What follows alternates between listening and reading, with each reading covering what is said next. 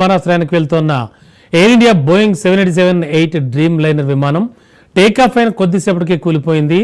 A171 విమానం 242 మంది ప్రయాణికులతో ఉంది. విమానాశ్రయం నుంచి బయలుదేరిన కొన్ని నిమిషాలకే కుప్పకూలింది. మధ్యాహ్నం 1 గంట నుంచి 2 గంటల మధ్య ఈ ప్రమాదం సంభవించింది.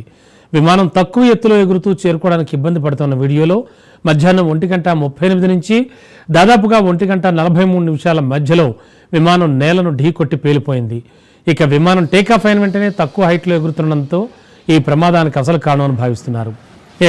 మరింత అదన సమాచారం మా కరెస్పాండెంట్ రత్న కుమార్ అందిస్తారు. రత్న, యాక్చువల్గా జరిగింది ఏమిటి? మనం ఇంతకు ముందు అనుకున్నట్టుగానే కొన్ని కీ పాయింట్స్ ఏమైనా యాడ్ అవుతున్నాయా?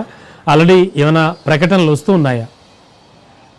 వాస్తవానికి ఇప్పుడు అహ్మదాబాద్ నుంచి లండన్కు వెళ్తున్నటువంటి ఈ ఫ్లైట్ అనేది 1 గంట 25 నిమిషాల సమయంలోనే బయలుదేరినటువంటి 5 నిమిషాల తర్వాత ఫ్లైట్ ఇమ్మీడియట్గా స్థానికంగా ఉన్నటువంటి ఒక ఎయిర్పోర్ట్ పరిసర ప్రాంతాల్లో ఉన్నటువంటి ఒక చెట్టును ఢీకొట్టి ఇమ్మీడియట్గా క్రాష్ అయిపోయింది.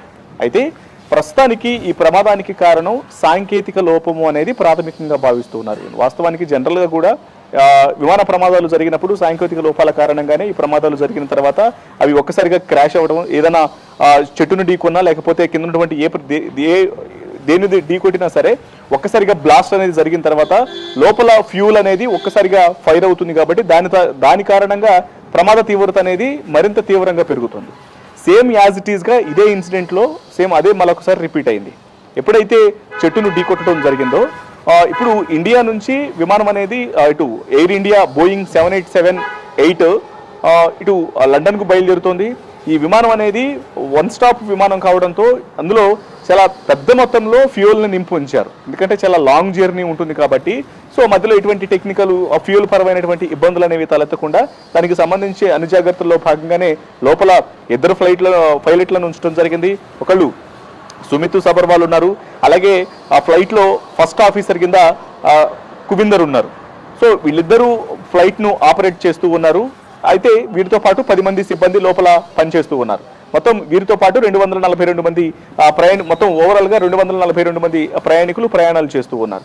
సో ఈ ఇన్సిడెంట్లో ఎప్పుడైతే విమానం టేకాఫ్ అయిందో టేకాఫ్ అయినటువంటి విత్ ఇన్ ఫ్రాక్షన్ ఆఫ్ మినిట్స్లోనే స్థానికంగా ఉన్నటువంటి ఒక చెట్టును ఢీకొట్టి ఇమీడియట్గా క్రాష్ అయిపోయింది. సో ప్రస్తుతానికి యొక్క ఇన్సిడెంట్లో ఇది సాంకేతిక లోపం కారణంగా జరిగినటువంటి ప్రమాదంగానే భావిస్తూ ఉన్నారు. అసలు ప్రమాదం అనేది ఎలా జరిగిందనేది ఇప్పుడు పూర్తిగా సివిల్ ఏవియేషన్ టీము ఇన్వెస్టిగేషన్ చేస్తోంది. ఇమ్మీడియట్గా ఘటనా స్థలానికి air craft accident investigation team అనేది చేరుకొని ప్రమాద స్థలానికి చేరుకొని అసలు ప్రమాదం అనేది ఎలా జరిగింది, దీనికి గల కారణాలు ఏంటి అనేది కూడా పూర్తిగా దర్యాప్తును ప్రారంభించడం జరిగింది. ఇక ఎప్పుడైతే ఇన్సిడెంట్ అనేది చోటు చేసుకుందో ప్రజెంట్ అక్కడ ఉన్నటువంటి స్పాట్ విజువల్స్ని ఒకసారి గమనించినట్లయితే పూర్తిగా ఏదైతే ఒక మెడికల్ కాలేజ్కి సంబంధించినటువంటి బిల్డింగ్ మొత్తం హాస్టల్స్ ఏవైతే ఉన్నాయో ముఖ్యంగా ఆ డైనింగ్ హాల్ పరిసర ప్రాంతాల్లో ఒక్కసారిగా విమానం క్రాష్ అయ్యి లోపలకు వచ్చినటువంటి ఆ యొక్క ఎక్విప్మెంట్ అంతా, అంటే విమానానికి సంబంధించినటువంటి ఆ డెబ్రిస్ మొత్తం ముక్కలు అయిపోయిన ధ్వంసం అయిపోయినటువంటి ఆ భాగం అంతా కూడా బిల్డింగ్ లోపలికి మొత్తం అంతా ధ్వంసమై చొచ్చుకొచ్చినటువంటి తీరు, ఆ తర్వాత ఆ డైనింగ్ హాల్లోనే మొత్తం ఎక్కడికక్కడ తింటూ వదిలేసినటువంటి ఆహార పదార్థాలు ఇవన్నీ చూసిన తర్వాత ఎగ్జాక్ట్గా 130-140 ప్రాంతంలో ఎప్పుడైతే ఫ్లైట్ అనేది క్రాష్ అయిన తర్వాత అదే సమయంలో అక్కడ ఆ కాలేజీకి సంబంధించినటువంటి మెడికోలు అందరూ కూడా అక్కడ భోజనం చేస్తూ ఉన్నారు. మధ్యాహ్న భోజనం లంచ్ చేస్తున్నటువంటి సందర్భంలోనే ఈ క్రాష్ అనేది జరగటం, వాళ్ళు అదే టైంలో ఆ డైనింగ్ హాల్లో ఉండటం, డైనింగ్ హాల్లోకి ఆ ప్రాంతంలోనే క్రాష్ అనేది జరిగినటువంటి నేపథ్యంలోనే ఇప్పుడు దాదాపు మనకంటున్నటువంటి సమాచారాన్ని బట్టి 25 మంది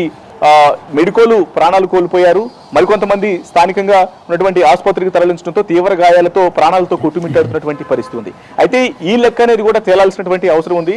ఇప్పటికూ 140 వరకు ప్రాణాలు కోల్పోయాయి. కాబట్టి ఈ ఇన్సిడెంట్లో ఫ్లైట్లో ఉన్నటువంటి 242 మంది, మరోవైపున ఇక్కడ హాస్టల్లో ఉన్నటువంటి కొంతమంది మెడికో విద్యార్థులు, సో వీళ్ళందరూ కూడా ప్రాణాలు కోల్పోయినటువంటి పరిస్థితిలోనే ఎంతమంది ఇందులో మెడికోలు ఎంతమంది ఉన్నారు అనే దానికి సంబంధించి కేవలం 30 మంది ప్రాణాలు కోల్పోయినట్లు తెలుస్తోంది.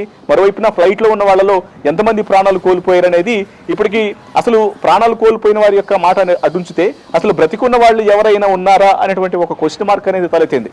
ఎందుకంటే ఇప్పటికే అక్కడ ఉన్నటువంటి శిథిలావస్థలో ఉన్నటువంటి ప్రాణాలు మొత్తం చూసిన తర్వాత ఏ ఒక్కరు కూడా మిగలలేదన్నటువంటి ఒక క్వశ్చన్ అయితే తలెత్తుతుంది.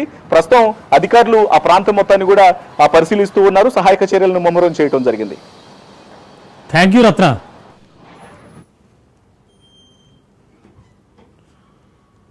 ఇక ఇవి